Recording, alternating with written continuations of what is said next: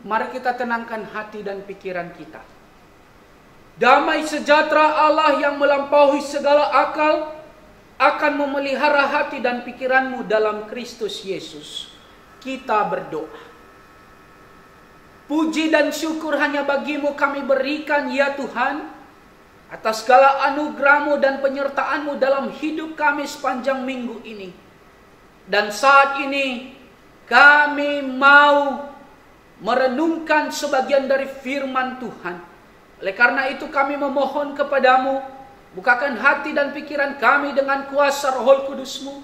Ketika ada kuasa si jahat, kuasa kegelapan, kuasa penyakit, kuasa virus yang ingin merongrong kehidupan kami tolak, kami usir di dalam nama anak-Mu Yesus Kristus.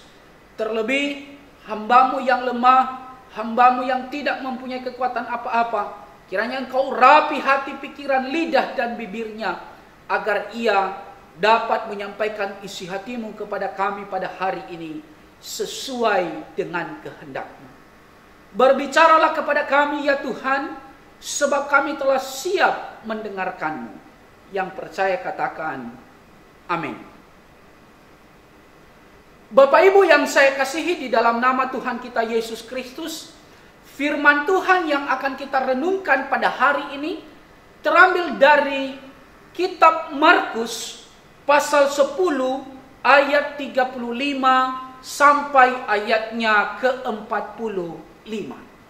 Markus pasal 10 ayat 35 sampai ayatnya yang ke-45, firman Tuhan berkata demikian.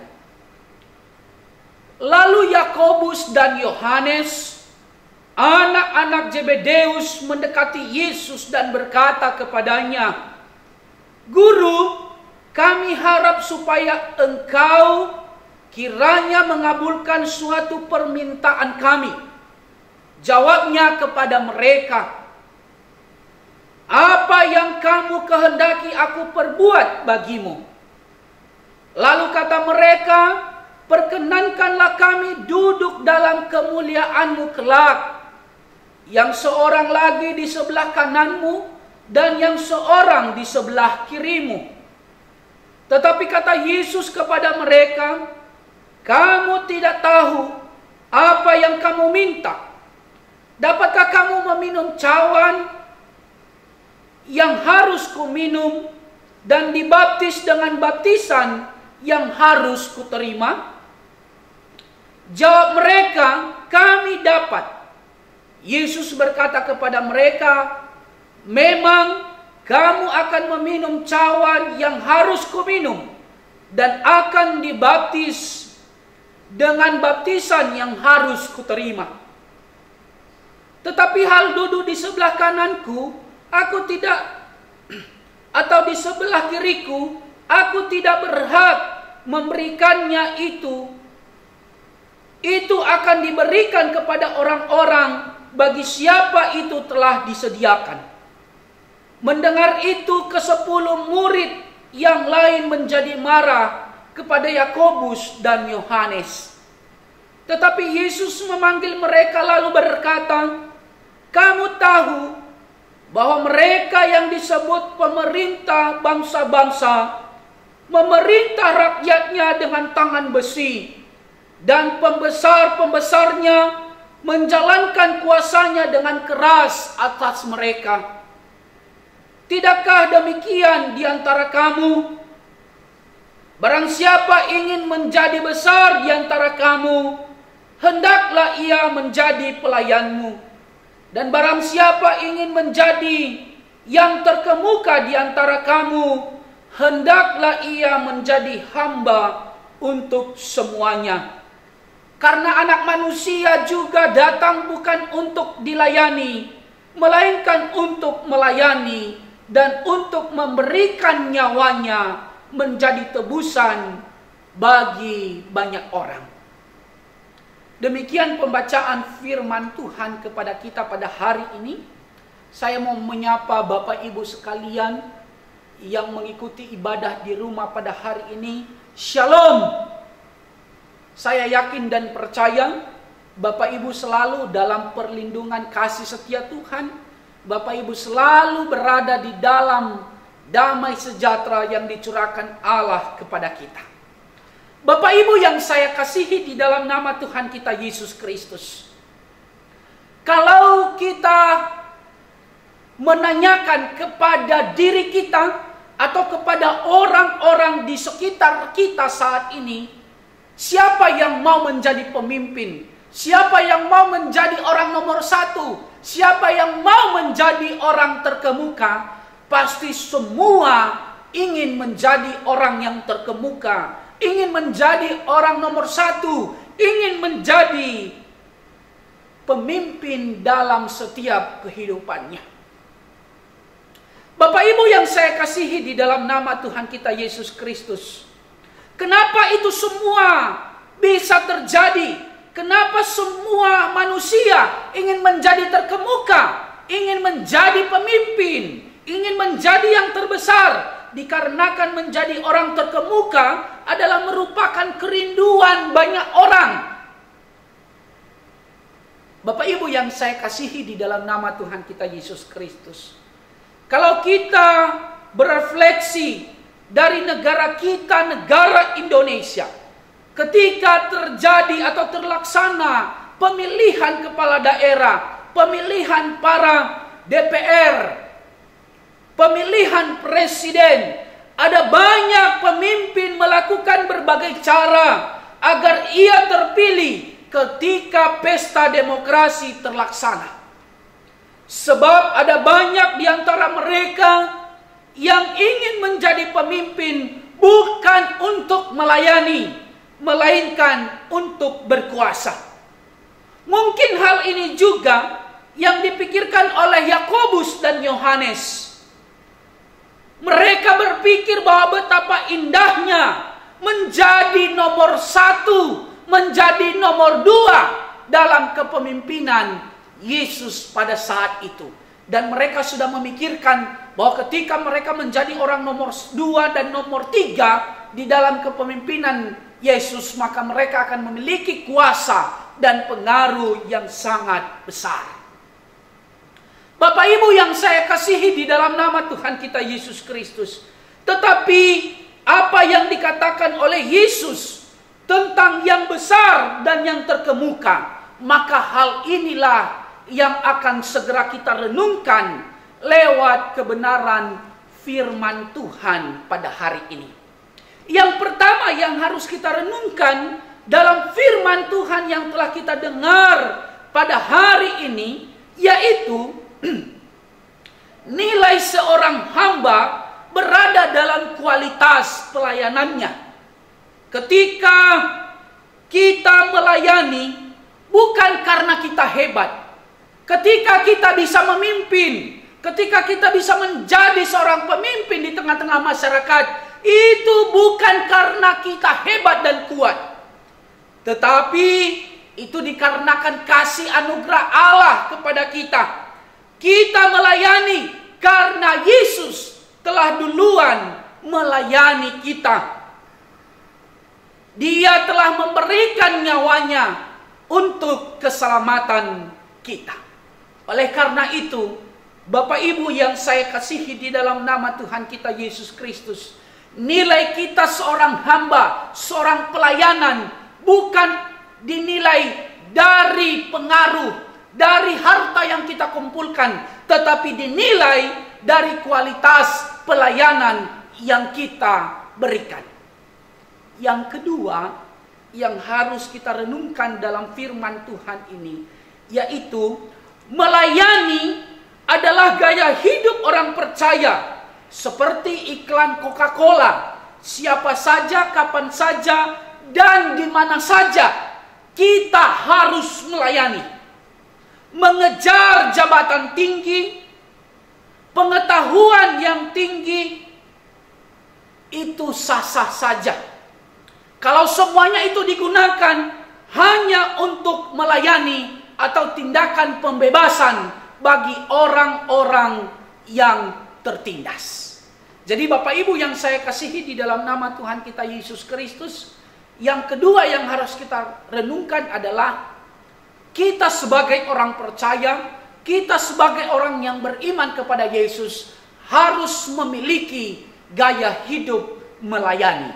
Bukan seperti pemerintah-pemerintah yang lainnya yang memerintah secara kasar kepada rakyatnya.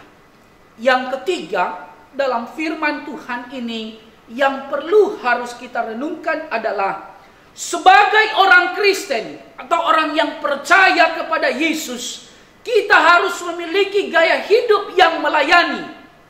Kalau kita ingin mau menjadi besar, kita harus menjadi pelayan di antara orang-orang di sekitar kita. Kalau mau menjadi terkemuka, kita harus menjadi seorang hamba yang rendah hati. Ketika kita menjadi pemimpin, janganlah jadi pemimpin yang suka memerintah saja, tetapi milikilah hati seorang hamba ketika kita memimpin. Seperti yang dikatakan di ayat 45, karena anak manusia juga datang bukan untuk dilayani, melainkan untuk melayani dan untuk memberikan nyawanya menjadi tebusan bagi banyak orang. Jadi Bapak Ibu yang saya kasihi di dalam nama Tuhan kita Yesus Kristus, ketika ingin menjadi seorang terkemuka, ketika ingin menjadi seorang nomor satu di tengah-tengah masyarakat, maka milikilah hati seorang hamba yang mau melayani. Seperti Yesus. Mari kita meneladani Yesus. Ia datang bukan untuk dilayani, melainkan untuk melayani banyak orang. Jadi Bapak Ibu yang saya kasihi di dalam nama Tuhan kita Yesus Kristus, seperti yang dikatakan dalam ayat hafalan kepada kita pada hari ini, yaitu terambil dari Markus pasal 10 ayat 44. Mari kita bersama-sama menyebutnya. Dan barang siapa ingin menjadi yang terkemuka di antara kamu, hendaklah ia menjadi hamba untuk semuanya. Bapak Ibu yang saya kasihi di dalam nama Tuhan kita Yesus Kristus, tadi saya sudah awali bahwa seorang hamba itu nilai pelayanannya terletak dari kualitas pelayanan yang ia berikan. Ketika kita mau menjadi seorang pemimpin yang handal, ketika kita mau menjadi seorang pemimpin yang berpengaruh, maka kuncinya milikilah hati seorang hamba dan teladanilah Yesus. Ia datang bukan untuk dilayani, melainkan untuk melayani. Oleh karena itu, Bapak Ibu yang saya kasihi di dalam nama Tuhan kita Yesus Kristus, ketika kita ingin mengejar jabatan, ketika kita ingin mengejar pengetahuan yang lebih tinggi, ketika kita ingin mengejar kekuasaan, ingat, kita mengejar itu semua bukan untuk berkuasa, tetapi hanya satu, kita mengejar itu semua supaya kita bisa melayani dan memberikan pelayanan yang terbaik bagi orang-orang yang kita pimpin. Sekali lagi, saya mau tekankan firman Tuhan ini, ada 3 hal yang harus kita renungkan dalam firman Tuhan ini. Yang pertama, nilai seorang hamba berada dalam kualitas pelayanan yang ia berikan. Yang kedua, melayani adalah gaya hidup orang percaya. Di mana saja, kapan saja, dan siapa saja. Itulah gaya hidup orang percaya. Dan yang ketiga yang harus kita renungkan tadi adalah kita sebagai orang percaya atau orang Kristen harus memiliki gaya hidup melayani, yaitu kalau kita mau menjadi besar, kita harus menjadi pelayan. Dan kalau kita mau menjadi terkemuka, kita harus menjadi seorang hamba yang memiliki hati seperti Yesus Kristus. Demikianlah firman Tuhan yang boleh saya sampaikan kepada kita pada hari ini. Kiranya firman Tuhan ini menjadi rema dalam setiap kehidupan kita.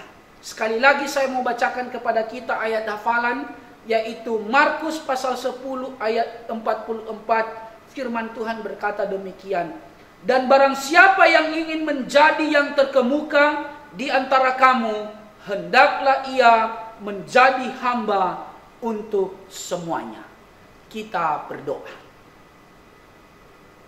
Terima kasih ya Bapa, atas segala anugerah-Mu dalam hidup kami, atas segala firman-Mu yang telah Engkau berikan bagi kami pada hari ini. Sering sekali kami terobsesi untuk menjadi pemimpin, untuk menjadi orang yang terkemuka. Tetapi kami memiliki motivasi yang lain, bukan untuk melayani, melainkan untuk berkuasa. Hari ini Engkau telah mengingatkan kami, ketika kami ingin menjadi yang nomor satu, ketika kami menjadi pemimpin, ketika kami menjadi yang terkemuka, seharusnya kami menjadi pelayan dan memiliki hati seorang hamba. Hamba-Mu sangat terbatas menyampaikan firman Tuhan ini Bapa. Namun kuasa-Mu, kuasa Roh Kudus-Mu tidak terbatas dalam mengajari kami, memampukan kami melakukan firman Tuhan ini dalam setiap aspek kehidupan kami. Secara khusus saat ini Bapa, hamba-Mu mau berdoa buat seluruh jemaat Tuhan, dimanapun mereka mengikuti ibadah, di rumah mereka masing-masing pada hari ini. Kiranya Engkau berkati mereka, yang sakit Engkau sembuhkan, yang lemah Engkau kuatkan, yang berkekurangan Engkau cukupkan ya Tuhan. Tolong jemaat Tuhan, beri mereka kesehatan dan kekuatan. Berkati setiap kehidupan mereka. Beri sukacita dan damai sejahtera dalam hidup mereka. Secara khusus hamba-Mu mau berdoa buat keluarga hamba-Mu Pendeta Eka, istri dan anaknya. Begitu juga dengan keluarga hamba-Mu Bapak Ama Frans, Ibu Ina Frans, Daniel, hamba-Mu Ibu Ina Julci, hamba-Mu Ibu Ina Grace, dan begitu juga dengan saudara kami Saleh dan Sorta. Engkau tahu ya Tuhan, ada sakit penyakit dalam tubuh mereka. Kami mau berdoa buat mereka. Kiranya Engkau jamah, Engkau sembuhkan penyakit yang ada dalam tubuh mereka, agar secepatnya mereka pulih dan mereka bisa melayani Engkau kembali seperti biasa. Terima kasih Bapa. Hamba-Mu serahkan seluruh kehidupan warga jemaat Tuhan yang ada di BNKP Tangerang. Engkau berkati seluruh jemaat Tuhan. Berikan damai sejahtera dan sukacita. Dan terlebih Tuhan, jangan biarkan sakit penyakit, virus corona berkuasa dalam kehidupan jemaat Tuhan. Hanya kuat kuasa darah-Mu, hanya kuasa Roh Kudus-Mu yang berkuasa dalam kehidupan jemaat Tuhan. Dalam diri anak-Mu Yesus Kristus kami berdoa dan mengucap syukur. Haleluya. Amin.